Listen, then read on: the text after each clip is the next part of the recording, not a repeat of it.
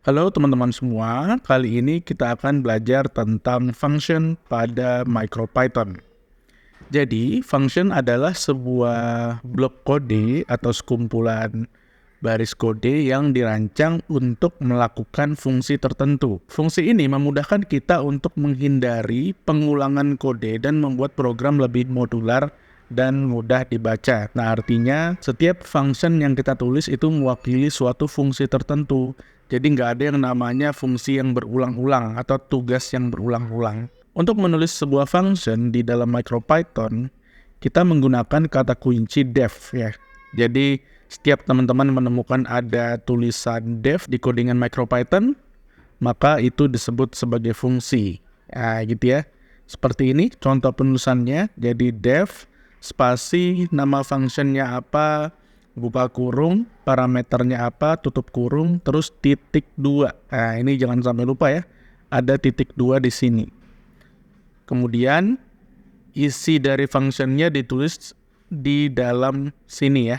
Jadi setelah titik 2, baru silakan teman-teman tulis functionnya mau berfungsi sebagai apa. Misal di sini, kalau teman-teman perhatikan, function ini bernama Sapa, ya.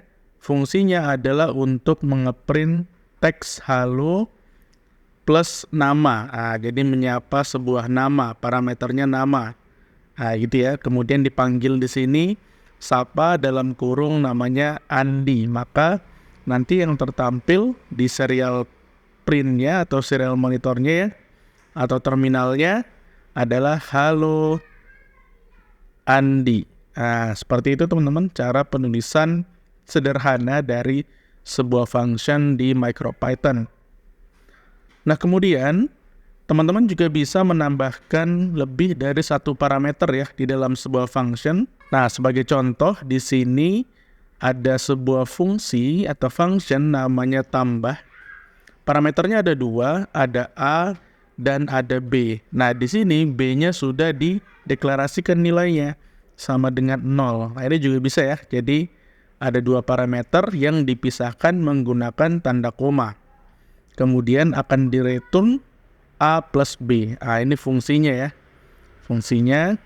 Terus ini aritmatikanya, menggunakan aritmatika penjumlahan. Nah, nanti ketika kita panggil functionnya ini, misal di sini ada sebuah variabel ya, variabel hasil 1 dan hasil 2.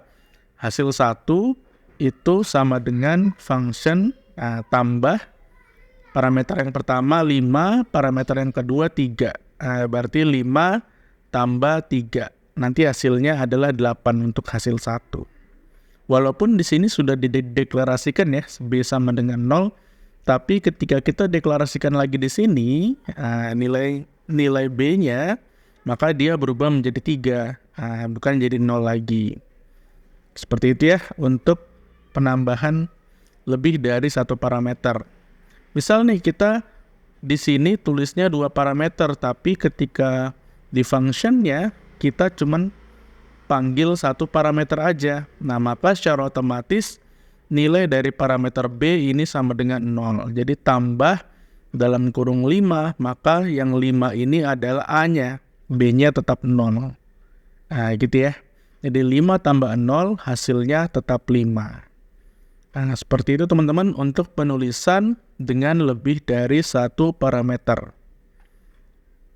Kemudian mengembalikan nilai, ini return ya. Jadi tadi teman-teman kan sudah lihat ya di sini ada return. Nah, return itu apa sih di dalam sebuah function? Nah, return itu nilai kembalian, simpelnya gitu. Jadi ketika functionnya kita pakai, maka function itu akan mengembalikan sebuah nilai, ya, akan mengeluarkan sebuah nilai, gitu. Nah, contoh di sini tadi ya, ada fungsi namanya kali, parameternya A dan B, return A kali B. Jadi nanti ketika kita panggil fungsi kali ini, maka dia akan mengembalikan nilai A kali B. Nah, contoh di sini, hasil sama dengan kali 4,5, maka 4 kali 5 sama dengan 20 hasil yang dikeluarkan oleh fungsi kali ini. Nah, seperti itu teman-teman untuk fungsi dari return ini. Lanjut, fungsi tanpa parameter dan tanpa nilai kembalian. Nah, ini ada satu penulisan lagi ya. Dalam penulisan fungsi, kita juga bisa menuliskannya tanpa parameter maupun tanpa return. Jadi ini lebih simpel lagi ya. Nah, sebagai contoh, di sini ada fungsi def salam. Nah, fungsi salam, di sini parameternya kosong, nggak ada ya, cuman dalam kurung, terus langsung tutup kurung. Terus titik 2, terus di dalam fungsi salam ada perintah print selamat pagi. Nah, di sini nggak ada return juga ya. Nah, itu bisa. Jadi return parameter itu tidak wajib ditulis di dalam sebuah fungsi. Nah, nanti kalau kita panggil fungsinya, maka dia akan secara otomatis menjalankan ini ya, perintah print. Nah, selamat pagi. Nah, seperti itu ya teman-teman untuk beberapa jenis penulisan fungsi di bahasa pemrograman MicroPython. Saya rasa cukup sekian untuk video kali ini. Nanti kita lanjut lagi di video berikutnya.